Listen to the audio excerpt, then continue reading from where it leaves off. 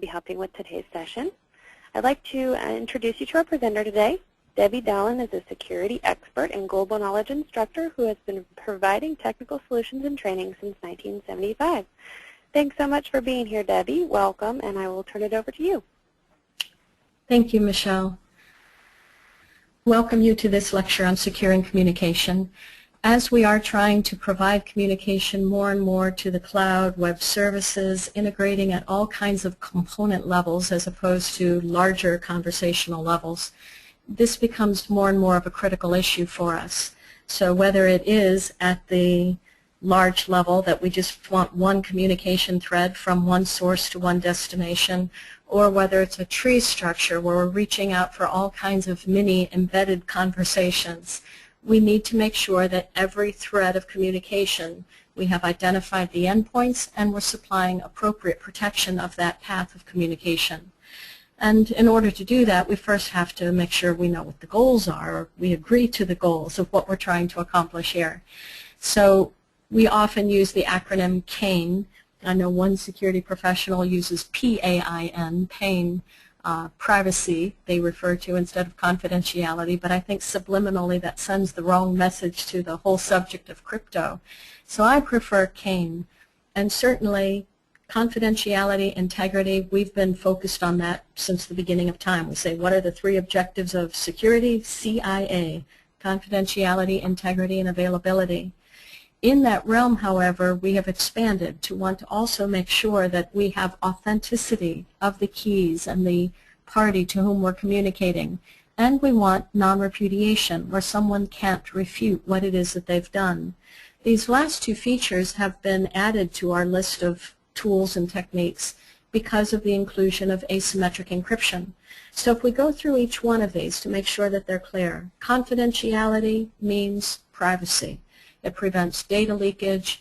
It can prevent unauthorized access, the eavesdropping aspect, if we have proper confidentiality, while in storage, while in use, while being transmitted across a channel. The way that we tend to provide confidentiality is to have an encrypted content that requires a private key to open it. As far as that private key, it could be a symmetric private key or it could be an asymmetric private key.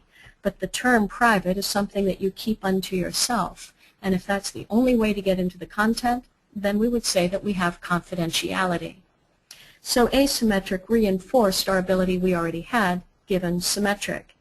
Keep in mind, symmetric is very fast, acceptable for bulk content.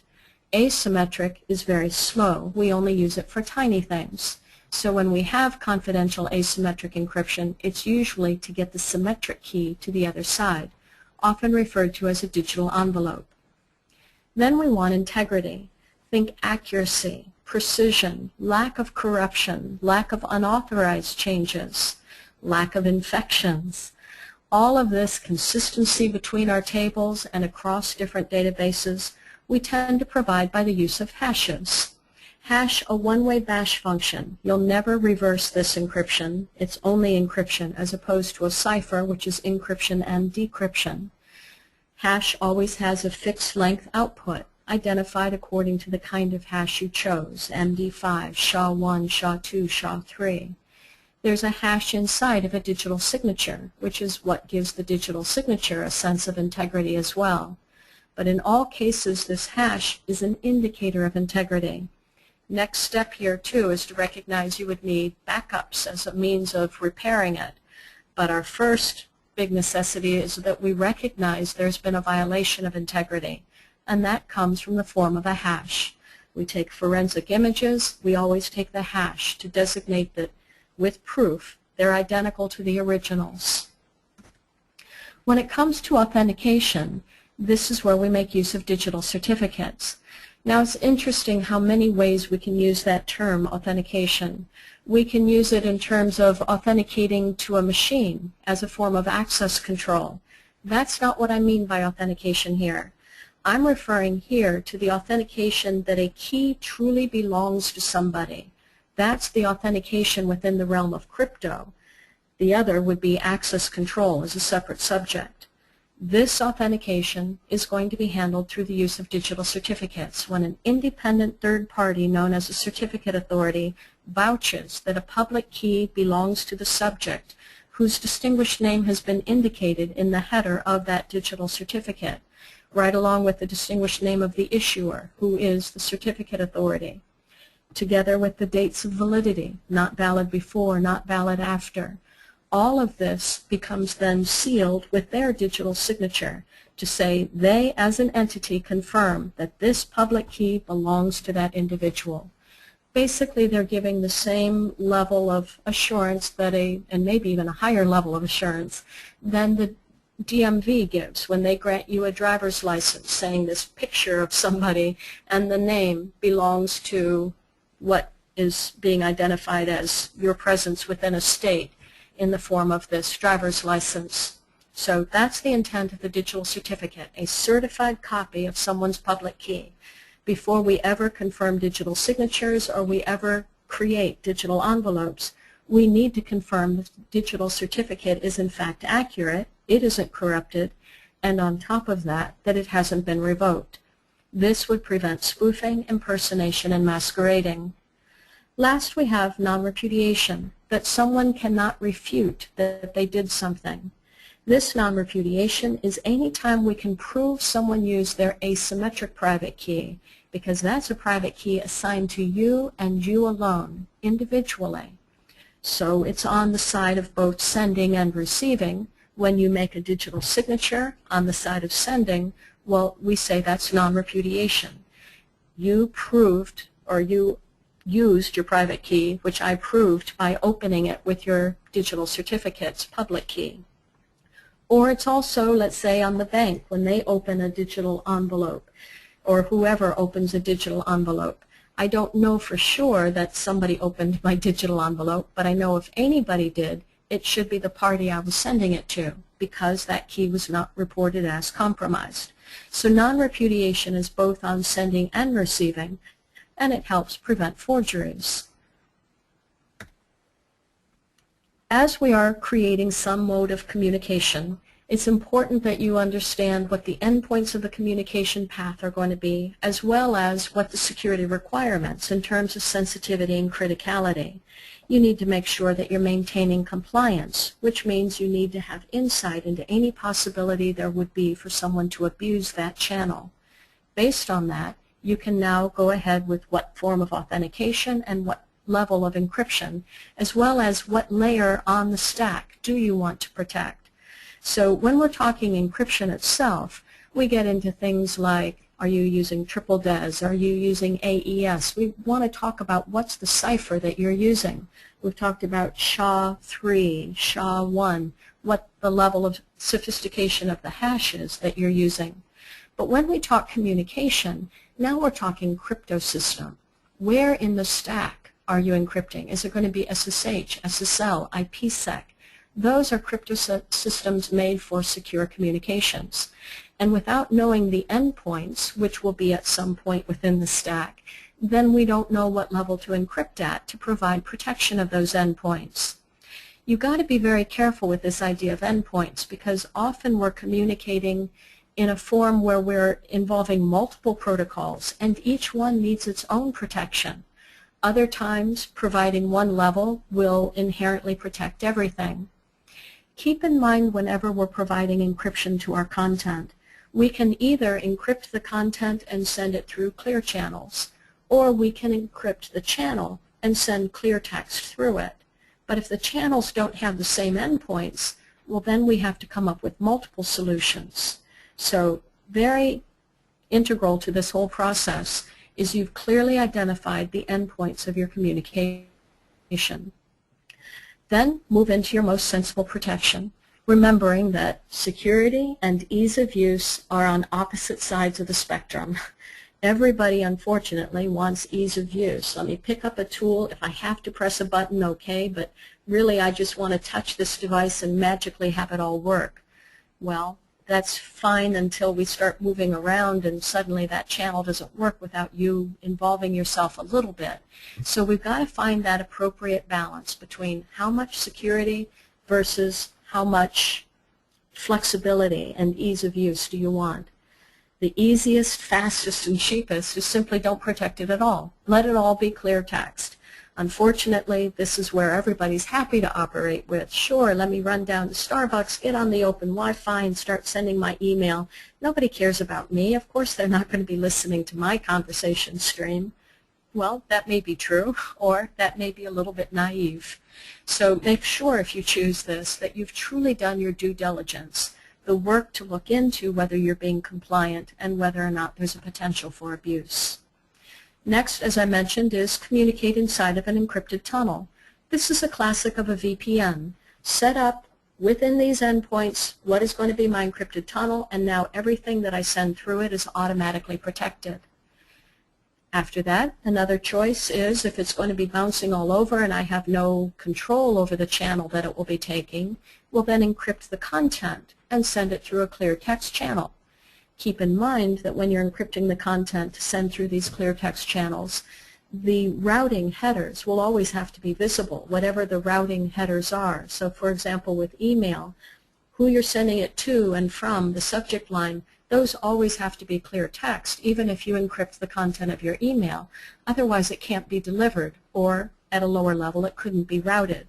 So again, as we encrypt content, recognize what portion of that content is going to be encrypted, and whoever you're routing it through is going to be very happy to track it on your behalf, because that's how they get paid for having provided the channel to you. They sell it to all their advertisers. The final choice you have here as you're figuring up these endpoints and content or channel is you could put encryption inside encryption. We always talk about the benefits of depth of protection and compensating controls and have this in case another fails. While we do want depth to our security controls, you almost never, now watch that word almost, you almost never want to put encryption inside of encryption. The reason is because you're going to dog performance. And as soon as you make it uncomfortable for your end users, they're going to try to find ways to defeat you. It's just human nature. So you want to deploy the appropriate layer of encryption rather than worrying about encrypting inside of encrypting inside of encrypting. Now there will be a few exceptions where maybe you have to put encryption inside of encryption, or perhaps because of your channels there will be places where you have no choice, that which you have encrypted gets further encrypted. But again, having performed your due diligence, this will just be an act of you buying into the poor performance because of your sensitivity and criticality. Keep in mind that not having protection at all versus having these very secure channels are two extremes. You might be in the middle. Maybe it's intellectual property that you're not so worried about whether someone can maybe even see it, as long as they can't say that they are the ones who own it or redistribute it. This is where we get into our intellectual property of copyrights, trademarks. It may be that you want the world to see it as long as you get proper credit for having created it. So here again we have controlled access with our intellectual rights management software capabilities. The last choice, this idea of just be covert. Do it in a way that nobody knows. Nobody knows you're talking right now or that you're talking in that way. There's all kinds of utilities and mechanisms that have been used in this realm of security by obscurity. When it comes to making up your own protocols with security by obscurity, it's usually frowned upon because unless you're a cryptographer, you're typically not prepared to start developing your own ciphers. But this would also be a realm where we have steganography, which is perfectly acceptable. Keep in mind it can be used for good reasons and evil reasons, but it's another way that you can communicate. People just see the container. They don't see what was put inside of it. So part of what we want to do during this webinar today is distinguish your ability to define which is the appropriate crypto system to use, and to recognize that crypto systems aren't your only solution. Sometimes it really is fine to just be wide open. It's public information. Who cares? Let it be in the headlines of the newspaper tomorrow. And other times, maybe it was just intellectual property or something like steganography to keep the paparazzi out. So each of these we want to distinguish for you. Before we get into those crypto systems, though, we have to define, or I have to define some terms. because I don't always use the models everybody else uses. I think it's very important that we do adhere to the OSI model when we're communicating solutions because it's a much more granular description. The OSI model was factually utilized. It was a little bit awkward. It was a little bit slower, and people, in fact, put into use TCP/IP. It's ubiquitous today. So we continue to talk OSI even though we don't use it anymore simply because it is so much more granular for defining where we want behaviors to occur at, what we're after for connections and bindings. However, it's critical that we recognize TCP/IP as the true model in use and recognize where the security layers into TCP/IP. These models don't align perfectly, but almost every book is happy to draw the lines as though they do align perfectly. I'm not so opinionated and/or I am more pig-headed where I want to stress they do not align perfectly. So I won't let my two models align together. Where they don't align properly is around the transport and session layers. So you'll see that my model is slightly askew. Most books say transport goes to transport and that the TCP/IP application loosely aligns with the top two layers of the OSI. And that kind of leaves the session hanging out there like nobody wants it. Well, everybody wants it. To create or not create a session is a very critical part of our communication. So the fact is that some of the functionality of the OSI session is actually performed by our TCP/IP transport. Other is tied into the application. So that's how I'm going to draw my model, and that's why I draw my model that way. I'm not necessarily trying to start a new trend, but I am trying to stress the fact that our theory doesn't always align with captured traffic as well as we'd like it to. So as I touch upon these discrepancies, I am again going to be trying to designate approximately where the solutions lie and why one differs from another, what benefits or inconveniences are offered by each one. Remember, security isn't a perfect fix. Security, no matter what you deploy, introduces new problems into the environment, if only that it's going to slow things down and maybe upset your users so their morale drops a little bit. But it is an effort to add security, confidentiality, integrity, and availability. So we do need security. It's just important to match it appropriately to the environment so you don't inconvenience your users. Again, by knowing what layers things happen at, that helps you choose the right solution. Again, with my definitions, please understand how I use the word tunnel. Tunnel means to encapsulate or to put one protocol inside of another protocol. Has nothing to do with encryption. So you encapsulate at one end of the tunnel, you decapsulate at the other end of the tunnel. We normally have these tunnels going from a user to a gateway, or transparent to the user is when we go from gateway to gateway. Then we have the concept of virtual private network, which is a tunnel that you had to authenticate before you were allowed to get inside the tunnel. Now VPNs we use in the security community with the automatic expectation that somebody means secure VPN, but actually that's a third definition. Those VPN tunnels that are encrypted, that's what we call secure VPNs. This is important particularly when we get into appliances. A lot of our appliances will refer to VPNs that have absolutely no encryption whatsoever. That's kind of an add-on option. Did you want it or not? So the classic VPN was simply a tunnel you had to authenticate in, but in security arena we want a secure VPN. So with all of our services, whether again it's just to a user somewhere, who knows where, email, could be on the other end of your company's network, it could be through the cloud on the other side of the world, all you know is from your machine you're sending out this email. Or specifically talking to your ISP because you want to retrieve email. Well, again, we're going through the ISP probably for both of these. But this is where we could get into things like PGP mail. So there's a variety of techniques that could be used. There could be simply going out to the network at large because you want to communicate to some service. Could be that maybe you want to manage your router. Here again, you could use Telnet, an embedded web server. So many different services coming out. And what I hear from a lot of software programmers is, It's up to you network people. You keep the bad guys from getting into the machine, and then we'll make sure the applications work properly.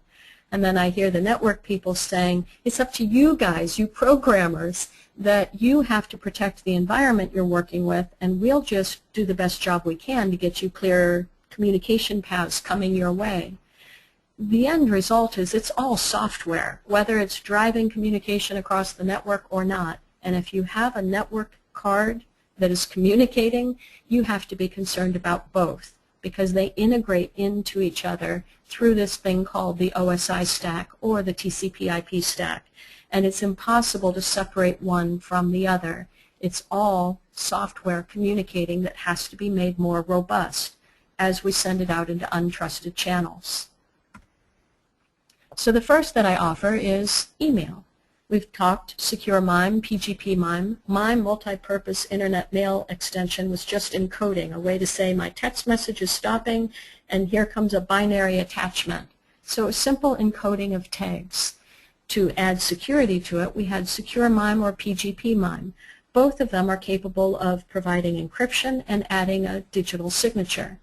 The difference is Secure MIME requires digital certificates from a certificate authority, third-party trust, where PGP MIME is making use of self-signed certificates. Everybody signs their own, they just start communicating to each other.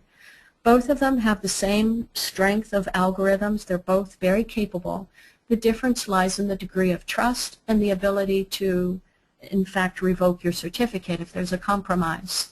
So again, for Secure MIME, it is a standard like SSL TLS. It must be digital certificates.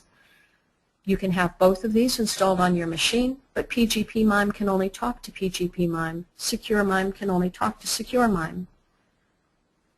Notice where they lie in the stack. This is end-to-end, fingertip to fingertip utilization. When we're talking Secure MIME, PGP MIME, it's really in the operating system. Now, sometimes people want to make the operating system level 7. I usually put the operating system above the entire stack, because the stack, again, is that optional part when you tie into some type of a network. This layer 7, in my mind, are APIs that the operating system services tie into when they're ready to communicate. Secure MIME, PGP MIME, you don't even have to be plugged into a network. You don't need the stack whatsoever. As long as you already have queued up the digital certificates of whoever you want to communicate to, then in fact you can be busy making up all your emails without any network connection. So again, what we call this is end-to-end encryption. What is being done with this end-to-end encryption is encrypting the content, not the headers, not the to, the from, or the subject line. Those will always be able to be tracked. But the intent is now you'll send them across clear text channels. Bounce them around in the cloud wherever they need to go, because you know that the actual content of the message is being protected from person's fingertip to person's fingertip. People always like that aspect. Nobody can see what I'm communicating.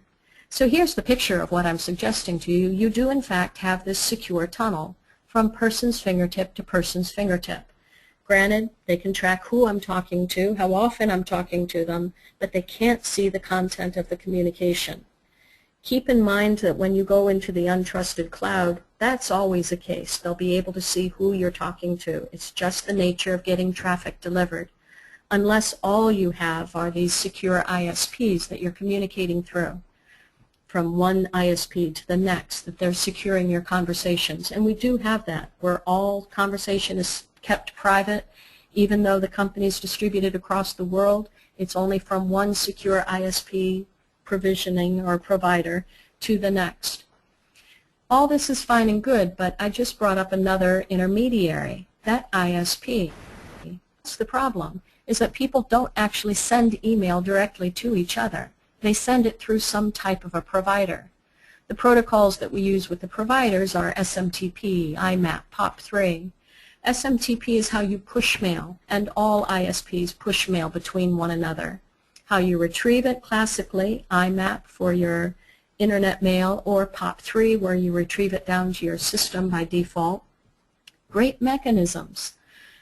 For simplicity here, we're letting both of these parties use the exact same ISP, but recognize it could be bouncing around between ISPs as it gets to where it needs to go. And the big problem is we have two communication channels going on here. It isn't just the email itself, it's the permission to talk to your ISP, which is provided your proof of permission to talk when you perform the giving of your credentials. Your identity and your credential are exposed when you use SMTP, IMAP, POP3. They're all antiquated clear text protocols, just like Telnet, FTP. So this is our problem with email, is people don't get the need to protect multiple channels. My email is being protected, however it bounces around, but people can do a repudiation attack on me because they'll be able to see what my credentials are, log in as me at a later time, and start sending out email as though they are me because all my credentials are clear text. I encourage you to think about everybody that's setting up their smartphones to retrieve their email. They go in and they perform all this setup. Maybe they have the ability to do these secure messages or not, as far as your secure MIME, but almost nobody goes in to actually make sure they have a secure channel to their ISP. Very few providers, and it's coming slowly. Google has started, I think Verizon might be doing it. There's a few providers that when you try to say on your phone, okay, I want to make a new account, they'll throw you into not SMTP, but SMTPS, not POP3, but POP3S. That's what we need to protect these channels. That's the only way that you're going to encrypt your credentials. Most providers, however, just default to the clear text channels. And unless your end user knows enough to actually go into the advanced properties and say, well, no, I don't want a POP3 channel of 110. I want to use a secure channel on 995. Most of them will have no idea what we're even talking about with port numbers, let alone how to go about changing it. And yet, that's a manual setup. And then when they run out with these phones that just do everything so nicely, except the providers like to charge you a lot of money for all that 4G bandwidth, as soon as they get into Starbucks and McDonald's, they want to get onto the free Wi-Fi. Get off that 4G.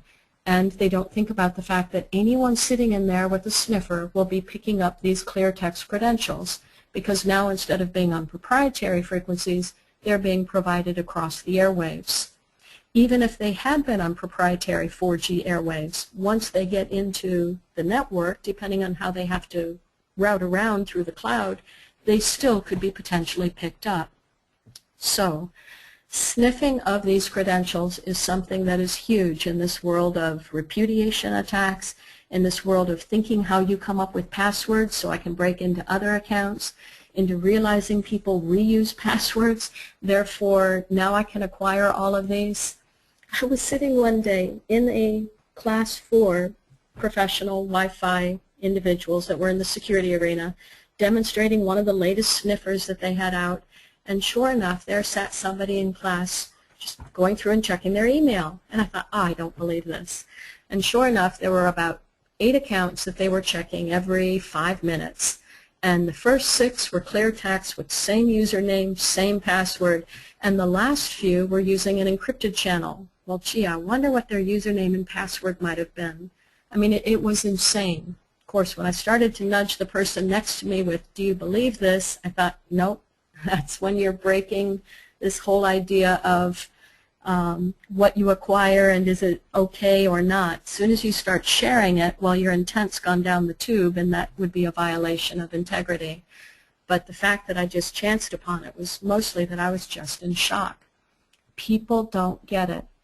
Know the endpoints of your channel, protect each one. From the user on the left to the ISP, the SMTPS channel is protecting everything. Email, credentials, the whole ball of wax. However, when it reaches the ISP and the mail goes on, well, now the mail is going to be in clear text. So if the email was sensitive, the email needed to be encrypted too. This is one of the few places where it is acceptable and even required to nest encryption inside of encryption, because you're protecting different channels. Then we move to SSL TLS. This is where we have names like POP3S, IMAPS, HTTPS. People have a lot of confusion between SSH and SSL. SSH is like secure MIME. It's end-to-end. It's only protecting the application itself. It's not protecting at a layer where we can intercept it from the network level.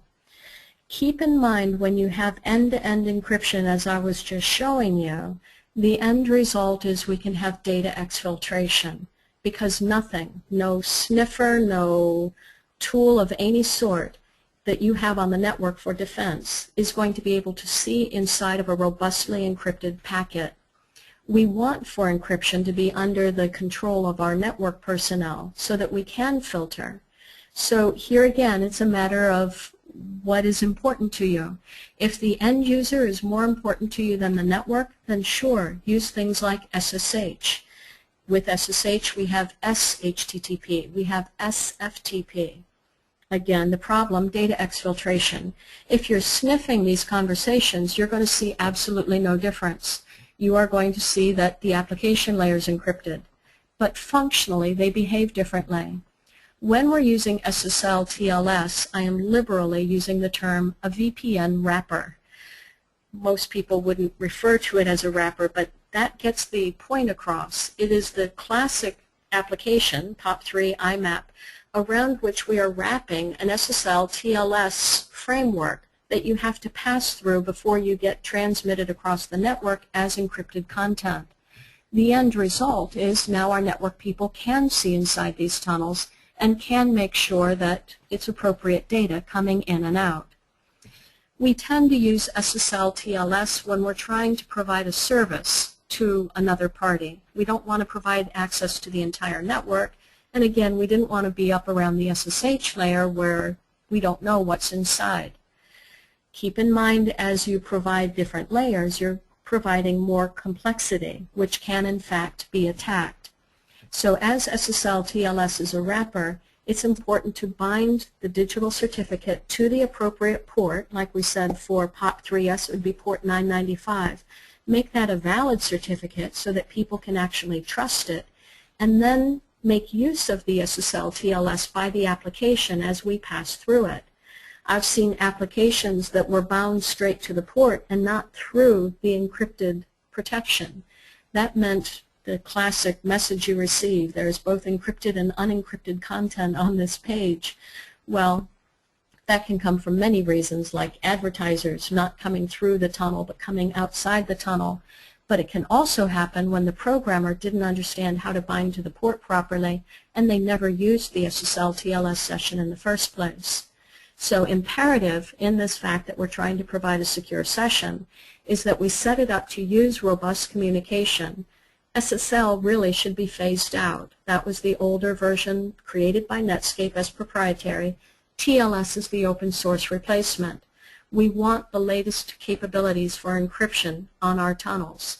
But the other is to make sure that we're using appropriate certificates bound to these service ports and the programmers understand how to bind properly. I say programmers, it could be the app programmer, it could be the network manager, whoever's setting up as the web administrator. Whoever's setting up the application to operate on the service port needs to make sure they're actually going through SSL TLS properly. SSL and TLS operate as a handshake. First, you acknowledge that you'd like to communicate, and with SSL 3 and later, there's a provision for mutual authentication. You will authenticate at least with a digital certificate from the server, because that's how you are referring to the fact that you know who the server is. You'll notice the asterisk at the bottom says it's optional. That's because with the original SSL, it was optional. But SSL 3 and later, that's a requirement to be a digital certificate. What continues to be optional is if the client will also have a certificate that gets validated for mutual authentication. Then finally, there's the negotiation of which cipher you're going to use, followed by that digital envelope or the exchange. It could be a Diffie-Hellman exchange where a key is simply derived from an exchange of nonces, or it could be the more classic digital envelope that we're using today to exchange on the fly a symmetric key. Either way, at that point the SSL connection is completed. Once the client is assured that that certificate or the symmetric key is received, then the rest of the session is symmetric, using that symmetric key for robust and hopefully strongly encrypted.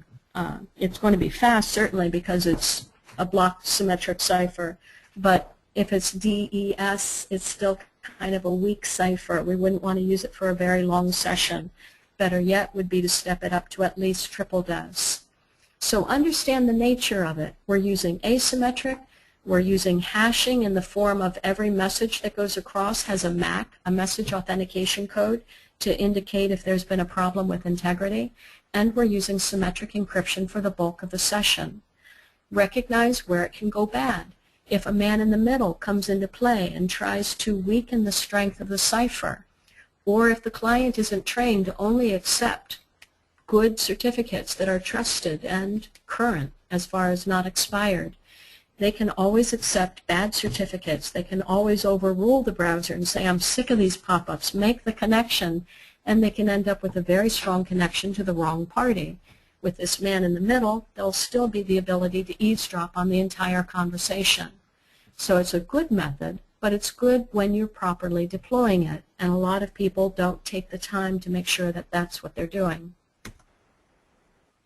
Keep in mind when you type HTTPS, it does not mean that you have a secure session. It only means that you're asking to go to port 443 instead of the default port of 80. Frequently, people have normal web services set up on 443 to play with you. The only indication that it really isn't a secure channel will be when the end user has been trained to look for the lock.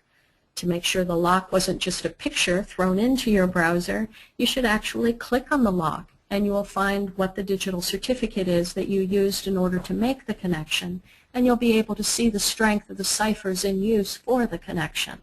So encourage people to make sure they're typing HTTPS when they want to go to a secure channel, and that they don't have it until the lock shows up. Meanwhile, help explain to them why these messages come up, that this certificate came from an authority you've chosen not to trust, or this certificate cannot be validated, or the revocation list is not available, or the certificate has either already expired or is not yet valid. Each one of these should be a reason for the user to say, well, then I don't want the connection. Unfortunately, our vendors are starting to tell people, yeah, I know it expired, but you know what the economy's like today. Just go ahead and take it. You know it's us. Well, we're trying to raise the level, not lower the level of our bar of security here. Again, I was stressing the distinction with SSH. SSH would look from a capture very similar to SSL. However, SSH is an application itself. It's actually a suite of apps. You could get a copy of it from the free downloadable toolset called PuTTY. What they did was take some applications from Unix and rewrite them in order to provide for strong authentication and encryption, very much like SSL's doing, but from fingertip to fingertip. So while the strength of the tunnel is good, you're making no use of the network, and you also won't be able to defend from a network perspective. The threat to the organization here is data exfiltration, the people being able to take whatever they want. Now, some organizations, both for third-party SSL tunnels and for SSH, actually deploy their own internal certificate authorities that they've added to everybody's trust list, and they perform their own man-in-the-middle attack, basically, by digging into every tunnel that's made on the way out the door, just to make sure that it's something that's appropriate. While this may be something that you need to do, depending on your organization, recognize the fact that it better be inside of the acceptable use agreement to which people have signed off on. Otherwise, it's a violation of their expectation of privacy. The way around is simply to firewall and not allow SSH or SSL tunnels that aren't being terminated with your own services, within and without the organization. It depends on your organizational needs. So the classic SSH suite is actually SSH, SCP, and SLogin, and then SFTP and SHTTP were added in as extension, or not really extensions, they're rewrites to use SSH functionality. In all cases, we're talking port 22 because we're not down at the transport layer. There might be some proprietary products, but the default is to use port 22, which again could simply be firewalled if you want to prevent this. it is a very nice means of a way to connect when there's no network people to help you out, no network people to be binding certificates. You just right now need to communicate from you to this person, and it needs to be secure. Again, the rewrite was to take the remote utilities from Unix, like RSH, RCP, and RLogin, and they rewrote a secure version. They dropped the R, they put on the S. SCP is one that's being utilized very heavy for just a quick, secure copy, as opposed to SFTP, or the socket layer FTPS. Again, as that application, remember, your firewalls, your intrusion detection and prevention can't see inside these channels, and that definitely could provide covert, malicious communication capabilities. So keep in mind what you're going to allow and properly firewall your environment. By staying with SSL TLS, you've kept the endpoints at the server. You may, however, want to be giving someone a complete remote access to your network. That was the more traditional virtual private network that people conceived of when we had the L2TP, the PPTP, and the reason IPsec was created as an entire suite of protocols to provide that CAIN set of characteristics to the new IP version 6. That's how old IPsec is. It was created as a part of IP version 6. We didn't move to IP version 6, so it was ported back to IP version 4. But keep in mind it's inherent inside IP version 6. Now we can have VPN concentrators that our road warriors can connect to and give them access to the entire network. So recognize as you're picking which layer you want to protect at, it depends on not only what access levels you're trying to provide to the people, but what kind of attacks you're trying to prevent. For example, hijacking attacks can occur at the transport layer when I can see what those sequence numbers are for the communication channel.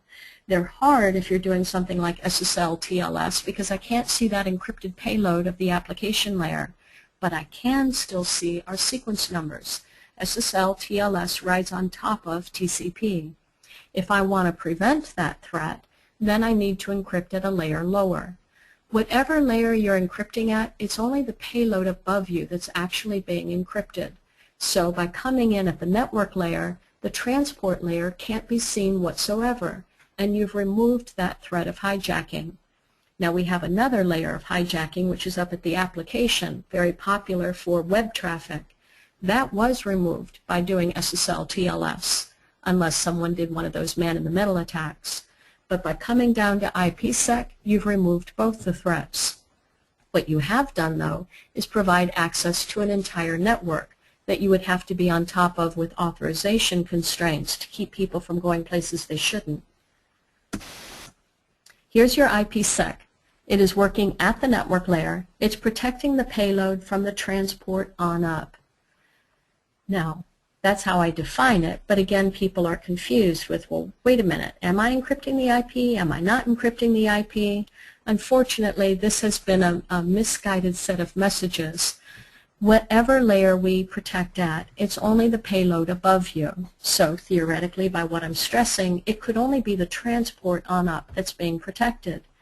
And yet that won't be the industry standard VPN that we wanted. Remember, the VPN had to be that tunnel, secure VPN and encrypted tunnel. So we needed another way to deploy IPsec as well. That's why I show this kind of halfway through the network layer. But let me show you another diagram to clear it up further. The classic way to deploy IPsec, according to what we've been describing, is what you see on the left. We're going to protect from the transport on up. I say protect, not encrypt, because remember we're after CAIN. Confidentiality, we will encrypt. But for authenticity, integrity, and non-repudiation, I don't need encrypt. I just need a way to have a hash for high levels of both data origination and indicators of integrity. So CAI and N are all provided with IPsec.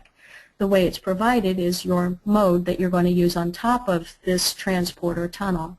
You can either use authenticating headers, which is basically your digital signature, or you can use encapsulating security payload, which is your confidentiality. Think E for encryption.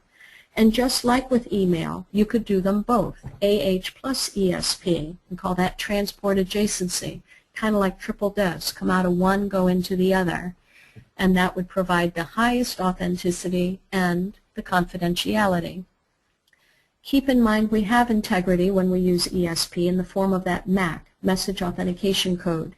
We have the highest integrity, however, when we use AH, because that hash that's being formed actually reaches into your network header and uses any non-mutable or non-changing fields like the source IP, the destination IP.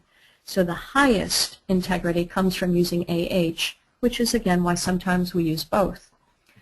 But as we said, the transport mode on the left is going to still expose all of the original IP addresses.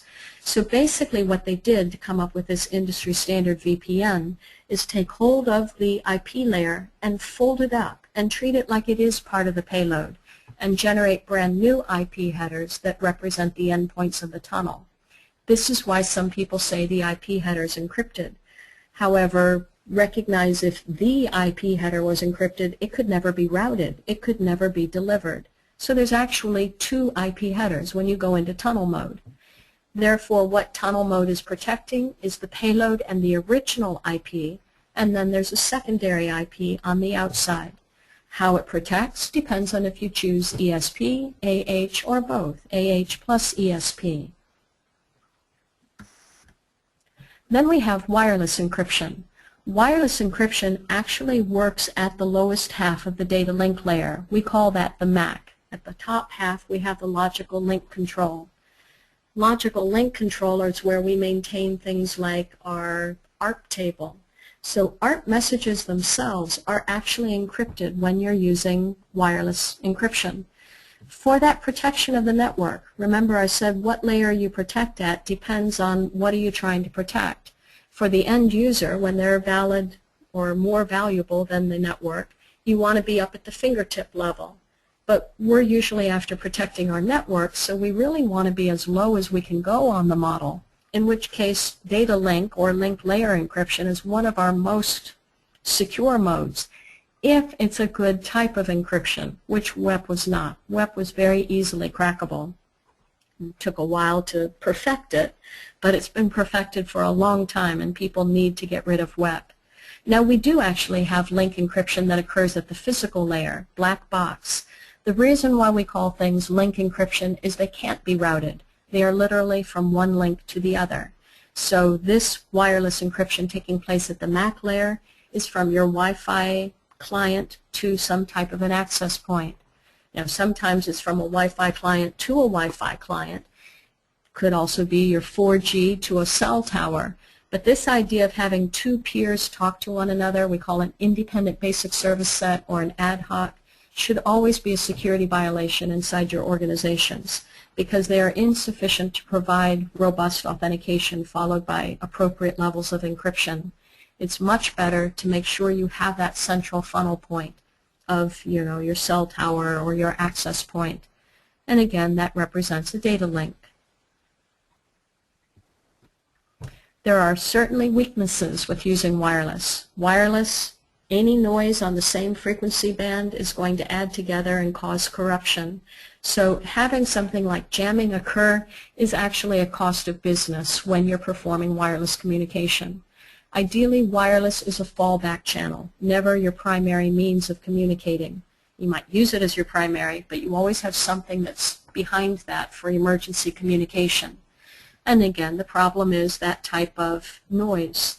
Any noise that you can hear with your ears is going to have harmonics on the 2.4 gigahertz, which is where most people tend to communicate. That's where we had the B and the G, and most of our N radios are just enhancing the G, 2.4. You need an A device, which also typically today would come out with N as an add-on modulation capability, to get into the 5 gigahertz band. Now at first, the FCC didn't authorize modulation that would work at 5 gigahertz, so everybody crammed into this skinny little 2.4 gigahertz band. But then when it was authorized, there were no crystals, so it was so expensive, everybody stayed down at the 2.4 gigahertz, especially given that the higher the frequency, the more fragile the signal, the more rapidly it's going to attenuate. Now, signals can be amplified on receipt just as well as on transmission. That's why we have these Bluetooth sniper rifles to try to hone in on your Bluetooth signal. If it's unencrypted, it can be very interesting. Any kind of dish antennas. Wi-Fi signal can be picked up 11 miles away, but that signal has to be sufficiently above the noise level to be able to be sensible, to be able to interpret it. And the fact that the 5 gigahertz drops down rapidly into the noise is to your benefit. We encourage organizations use 5 gigahertz for their data. Turn down the power of the antenna to make picocells so people have to be close to connect. Because today, wireless is pretty cheap in terms of your antennas. Every device is coming out enabled. And the difference today between the two, if it's anything, maybe is a penny more. It's indistinguishable. Probably another 2 years max, and probably a lot sooner than that, we'll have one crystal that is capable of these different classic modulations or frequency bands, 2.4 and 5 gigahertz. And we've got lots of additional bands that are opening up as the TV stations release their bands that they've been using. So choosing your signal or your frequency is going to be part of your overall planning of your network. If you're going to be doing things like barcode scanning or VoIP devices that you have to communicate for a long distance, well, then you're going to want the lower frequencies and just appreciate how much noise can add in. Intentional jamming can be prosecuted, certainly, if you can prove it, but it can also be very hard to prove. But the other characteristic is picking up on people's signals. Even if I can't read it because it's encrypted, I can still tell what times of day it happens, how much of it goes back and forth. I can still make some kind of analytic analysis, big data, trying to come up with what is going on behind your communication. Cost of doing business is that people can see you're doing business, but it needs to be encrypted so that people can't get into the actual content. And here again is where people don't care. They just want the lowest buck. Go to Starbucks, go to McDonald's, go wherever they can go, turn their card on, find out their neighbor has an access point that's not protected. Wow, now I can have free streaming of my TV program. That's the human nature that unfortunately is being encouraged almost as vendors pump out equipment that all you have to do is plug in and it's ready to run in absolutely an insecure state of demanding no authentication and no encryption. So for you to protect, you need to know how you can protect. First of all, you have to distinguish when you're connecting to someone else's access point or whether it is your access point. If it is your access point, you must protect it with the highest level of authentication and encryption you possibly can. If you're connecting to somebody else's access point, you can't dictate how they protect it. You need to protect your communication on top of it at as low a level as you can, doing something like an IPsec VPN. Many of our ISPs are starting to provide client applications that will actually provide a VPN when you're going across wireless communication. Now, it's only from your computer to the ISP, but it's still getting you through the airwaves of the surrounding area of anybody who might be sniffing. And at that point, it's very similar to you being home with your DSL. So again, it requires planning, coming up with what capabilities are available to you, and then deploying what's most sensible. The classic authentication and encryption that was provided with Wi-Fi is the red letters at the top and the first blue box. They either had open authentication, which is just, we hear each other, let's talk, and no encryption. That's what you do when you go to Starbucks or McDonald's, most motels. Or they provided for this thing called shared key for authentication, followed by wired equivalent privacy, or WEP. WEP was an early implementation of RC4 that received no cryptographer oversight whatsoever or public review, and they simply deployed it poorly. We still use RC4 and SSL. We want to move away from it. It's a stream cipher. Block ciphers are more robust. But it wasn't the fact they used RC4. It was how they deployed RC4. And they had lots of deficiencies in their WEP. But the glaringest of all errors was their shared key authentication, which not only was a CHAP handshake that we had been stressing, hey, we got to get away from CHAP, but the CHAP handshake was using the WEP key. You never use the same thing to authenticate as you do to encrypt. If anybody can do the dictionary attack to crack your authentication, they can decrypt on the fly, and it's as though you never used encryption at all. So immediately the entire world was told, drop shared key, deprecate it. It is a double whammy for people breaking in. And either there's open authentication with nothing, or there's going to be open authentication with WEP. Obviously, we needed authentication to be cured, but we also, as day by day, more and more deficiencies were known about WEP until finally we had the FMS attack, which demonstrated that you only needed about a dozen of what we call a weak IV, pump them into a mathematical equation, and I will hand you your WEP key. No dictionary, brute force, just a mathematical calculation that we had to get rid of WEP. So the IEEE assigned an amendment to come up with better authentication and to do two things for encryption. Reverse engineer how RC4 was done as a stopgap measure, and then come up with a good block cipher. AES was the one put out by the FIPS publication for the government. Come up with a utilization of AES. So they went to work, and they knew that EAP authentication is exactly what we needed for strong authentication at layer 2. But EAP authentication requires a AAA server, and home users won't have it. So they went ahead and also came up with a pre-shared key. Shared key had a bad taste in people's mouths. So it's still a password that is still dictionary crackable. However, it will not be the encryption key. So for home use, it's recommended people use a robust, like up to 20 to 30 characters if possible, for a pre-shared key. And for enterprise, by golly, they should be doing EAP authentication. Meanwhile, they reverse engineered your RC4 implementation and came up with TKIP. But very heavy hitting is it was only an interim stopgap measure. And because WEP was so badly broken, the Wi-Fi Alliance came out with a snapshot of this amendment that's known as the I Amendment under development and called it WPA, Wi-Fi Protected Access. Know that WPA means you're capable of doing TKIP, and then you have to choose pre-shared key or EAP. Either pre-shared key or EAP would happen after you made an open authentication as a secondary authentication. The full solution, though, using AES, they had to choose how they would use AES, and that's where CCMP comes into it, received that full, they took a snapshot of the completed I amendment and called it WPA2. So when you get a device that's capable or stamped with WPA2, it means it's mandatory that it can do CCMP. If it says WPA2 Enterprise, it means not only can it do the AES CCMP, but that it also can work with your EAP authentication models. Buy equipment that's appropriate for the environment. If it's only going to be for your house, well, maybe CCMP with pre-shared key.